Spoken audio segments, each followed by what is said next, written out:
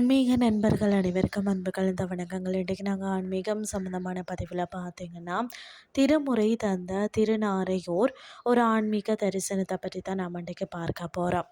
தமிழகத்தின் ஆன்மீக வரலாற்றில் பொன்னெழுத்துக்களால் பொறிக்கப்பட வேண்டிய தலம்தான் திருநாரையூர். தேவார திருமுறைகள் நமக்கு கிடைக்க காரணமாக இருந்த இந்த அற்புத தலத்தின் சிறப்புகளை தான் நாம் இன்றைக்கு பார்க்க போகிறோம். முன்னொரு காலத்தில் பார்த்தீங்கன்னா நாரை பறவை இந்த தலத்து இறைவனை, அதாவது சௌந்தரேஸ்வரரை தினமும் வழிபட்டு வந்ததாம். ஒரு முறை கடும் வறட்சி ஏற்பட்ட போது அந்த நாரை காசியில் இருந்த கங்கை நீரை தன் மூக்கில் சுமந்து இறைவனுக்கு அபிஷேகம் செய்ததாம். நாரையின் பக்தியை மெச்சிய இறைவன் பார்த்தீங்கன்னா அதற்கு மோட்சம் அளித்தாராம்.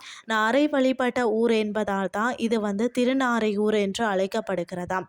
இந்த தலத்தின் தனி சிறப்புகள் பார்த்தீங்கன்னா, விநாயகரின் 6வது படை வீடு. முருகனுக்கு 6 படை வீடு இருக்கிறது போலதான், அதாவது உளியால் செதுக்கப்பட்ட, அதாவது சுயம்பு பொல்லா பிள்ளையார் வீட்டிற்கும் இந்த தலம் விநாயகரின் 6வது படை வீடாக போற்றப்படுகிறது. அது மட்டும் இல்லாமல் சிறுவன் நம்பியாண்டார் நம்பி வைத்த நிவேதனத்தை அவர் அழுததற்காக நேரில் தோன்றி உண்டவர் இங்கிருக்கும் பிள்ளையார்னு சொல்லப்படுகிறது.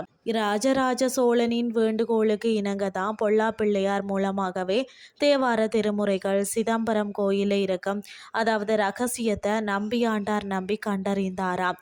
அதாவது திருஞான சம்பந்தர் மற்றது அப்பர் பெருமானால் பாடப்பெற்ற 33வது காவிரி வடகரை தலம்னு சொல்லப்படுகிறது. வாழ்க்கையில் ஒரு முறையாவது சென்று தரிசிக்க வேண்டிய தலம்தான். உங்களுடைய நண்பர்களுக்கும் இந்த பதிவை பகிருங்கள்னு சொல்லி கூறிக்கொண்டு இன்றைய ஆன்மீகம் சார்ந்த பதிவை நிறைவு செய்து கொள்கிறேன். இதே மாதிரி மற்றும் ஒரு ஆன்மீகம் சார்ந்த பதிவோடு உங்களை சந்திக்கிறேன். நன்றி.